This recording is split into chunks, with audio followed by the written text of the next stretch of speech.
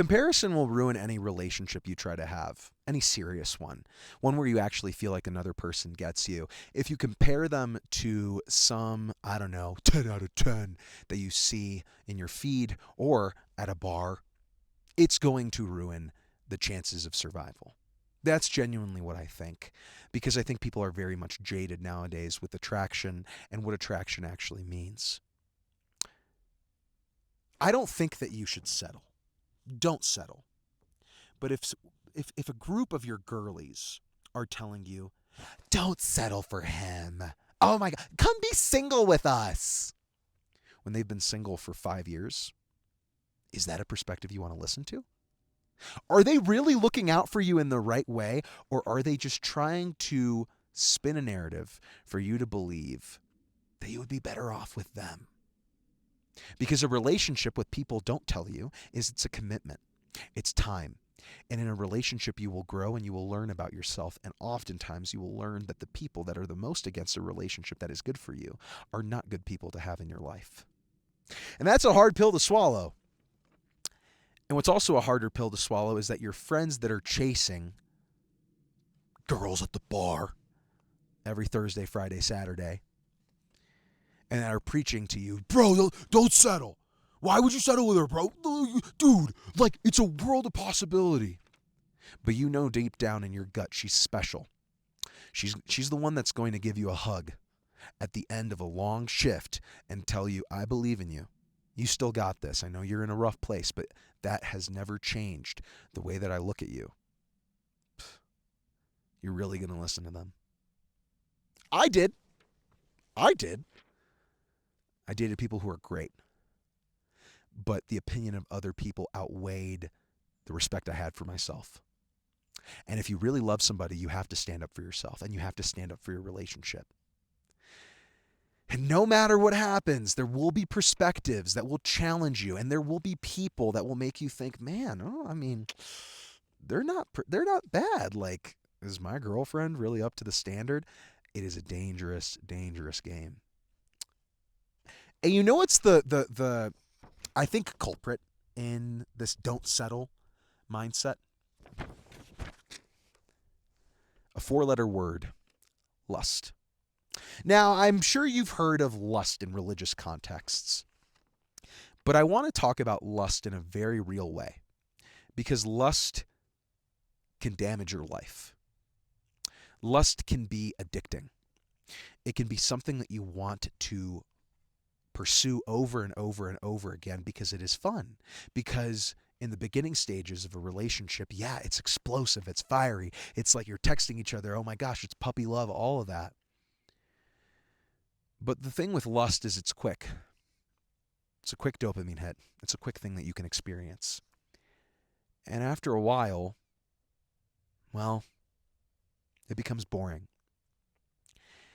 And you will realize that the people that you kind of cycled through, and that, you listened, you're like, I'm not settling, I'm not trying to be with anybody right now, I'm not ready for a relationship. They were actually really good. They were actually great. And I don't know about you, man, but you get tired. When you get older, you get tired, and you just want something that's there and that's stable. And yes, it's cool to have a bunch of different flavors. It's awesome to brag about how many flavors you've had and where you've tasted them. But at the end of the day, man, if I know I can get one good flavor all the time, and I know that flavor also appreciates my flavor and my quirks and my weirdness and the way that I exist in this world, how is that settling? How is that settling? And this mindset also, it peers into this whole like live your 20s. Your 20s are for experiencing the world. Says who? Now, don't get me wrong. I agree with it. I think you should travel a lot. I think you should meet as many people as you can. I think you should 20s max. I think you should do all these things. Go on trips. Like, if you have the freedom, do it. But if you know what you want, I think it is more admirable for you to pursue that and pursue it to its fullest than worry about the endless distractions that people create being in their 20s. Because traveling is beautiful, but traveling all the time is draining. Moving to a new city every year is awesome. But it's nice to know people in a certain place, and it's nice to come back somewhere and feel like it's home. These are things that I think are good to consider. And if not in your 20s, like later down the road. But don't write it off completely, because people, I think, also fall in the trap of like, I'm going to live the rest of my life like it is my 20s. And also, what does like settling in your 20s mean? If you are happy working a job that is stable, if you are happy living in the same place that you grew up with, if that's something that brings you joy, and you have tried the other options, what is wrong with admitting that that is good? Well, it's the fear that you're going to be perceived as somebody who didn't try, or you're going to be perceived as somebody who is lame and settled. And there's a weird part of me that's kind of realizing this now. I have a lot of people I know in my hometown in Palatine that they work corporate jobs now, and they commute on the metro, and they go downtown, and they hang out with their bros on the weekends and watch the Bears. And you know what? Part of me when I was growing up used to look at that and be and cringe and be spiteful and be like, that is like there's so much to this life. There's so much you could be doing. You could be in the middle of the mountains in Colorado and you choose to be on your couch watching the Bears. But if that makes them happy, then who am I to say that that is bad? I can't. And in the same way, I don't think we should judge people that want to live a simple life, and I don't think we should judge people that want to be with the same person. I've had to learn this. I've had to learn this. Being in a relationship is very difficult, especially when you are exposed to a world, especially now, where there are options, right? But those options are a facade. Because what you get out of a partner, what you get out of somebody who is consistently there for you and loves you, are the inside jokes, are the automatic intuitive things they do for you that you don't even have to think about. You're like, oh my gosh, the table is set because I'm cooking dinner. That's really special. It's the teamwork of going through life, because going through life alone, although it's something you got to do, it's hard. It's good to have some help. It's good to have somebody looking out for you and telling you, hey, you're a little chubby, maybe like hit the treadmill. It's good. And we've conflated the idea of having something good with settling. Wow, they're always together. Man, he's settled, bro. Like, come on. And if it's a looks thing, I get that. I understand where people kind of use that phrase. But also, who the heck are you to say anything about anyone? It's not your relationship. Now, it's different when, somebody is being actively disrespected by their partner. Okay, there's room to be like, bro, like this person is just not a good person for you. But in terms of looks, I still think it's subjective, but I won't sit here and act like it doesn't matter. We want to have a partner that we find attractive, of course. But don't base your attractiveness and the things that you like off of other people and other people's opinions. That is dangerous, and that is very, very easy to get addicted to, of like, well, okay, if I date this person, what will my friends think? What will my bestie think? Will she accept them? But if your bestie has an interest in wanting to keep you her bestie, and she thinks that you being in a relationship will take you away from that, she will not accept anybody. Nobody will be accepted. Don't settle. Okay, let's go on the contrary though. Because there's this unspoken thing that everybody goes through in a relationship that we do not talk about, which is this idea that we want to be with somebody else, that we are not content with the person that we're with. I want to address it because I haven't seen a good explanation of like, how do you deal with these things? And these are thoughts that you will go through, especially if you're in some kind of disagreement. Maybe your partner has been dropping the ball a little bit. Maybe they're going through a hard time and you are feeling like, well, am I just better than them? It's dangerous. It's a dangerous thing. And I think that where you have to really look inward and reflect is, how are you measuring their contributions to your relationship?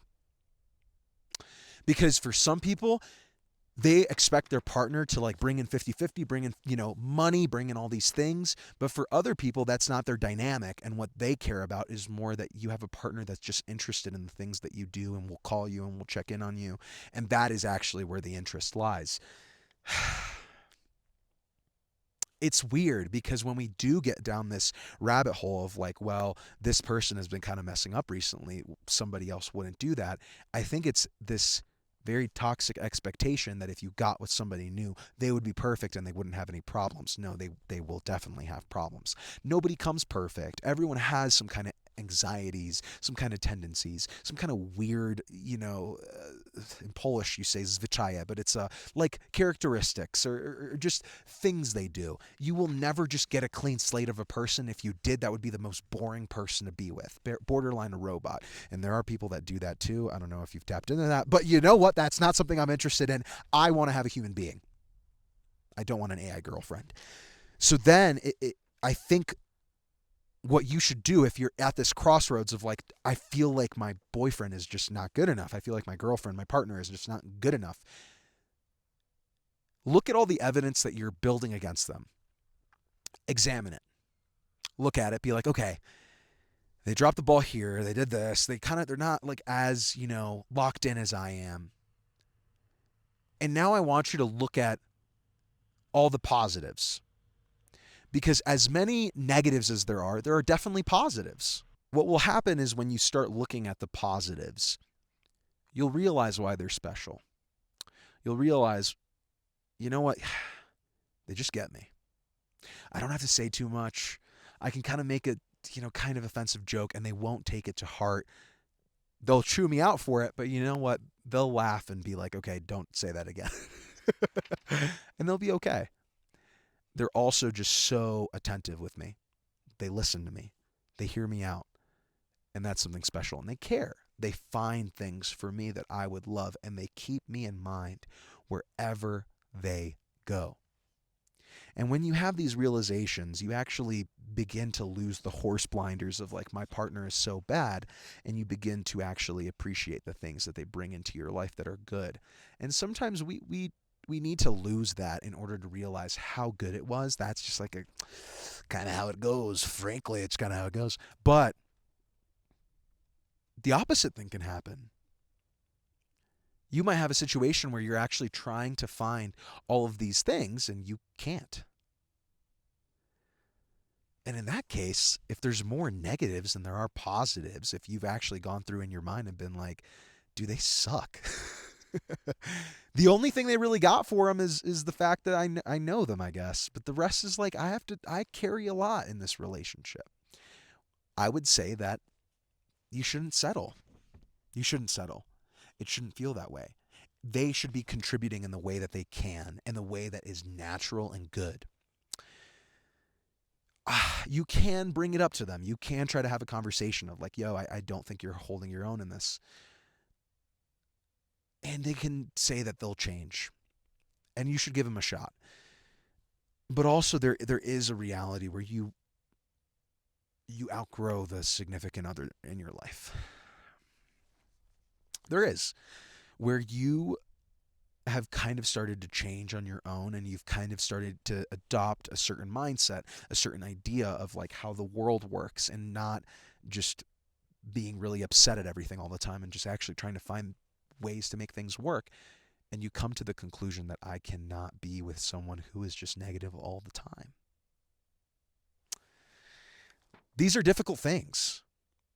Nobody said it was going to be easy for you to be honest, but honesty always wins. And it's something that I think if you know how to deal with and you know how to be like, okay, this is kind of the reality of things. Let's figure out what I can do about it. Let's have a conversation, and if I need to leave, I'll leave. It takes all the pressure off you. But be careful. I've witnessed people in my life torch something they had that was good because they wanted to fill their ego, because they wanted to get with somebody that was out of their league, and now that they had some clout or some respect, they could. And they might lie to you and say that they're doing awesome, but they are broken inside. They are broken inside. Or maybe they're doing awesome. And in that case, good for them. If you are concerned that you are settling, examine it. Don't let that just become a fear. If it becomes an irrational fear and it becomes an anxiety, you will convince yourself over time that you are. But if you actually listen to it and listen to where this is coming from, you'll actually realize maybe it's something within yourself. Maybe you think that if other people found out about your relationship, they would judge you. If other people found out about how serious you are about marrying this person or how you want to build a family with them, they would think that that is so crazy because you're in your 20s and you're supposed to enjoy life, bro, and go to Vietnam and Thailand and find yourself. But if that's something you don't want to do, why would you do that? Why would you do that? Don't settle for a perspective that isn't yours. Don't settle for also not challenging your perspective. Don't settle on being with people that have their own little twisted agenda that want you to be miserable. And don't settle for believing that you can't change and that you can't leave somebody if they're not willing to change with you. And that, you know what?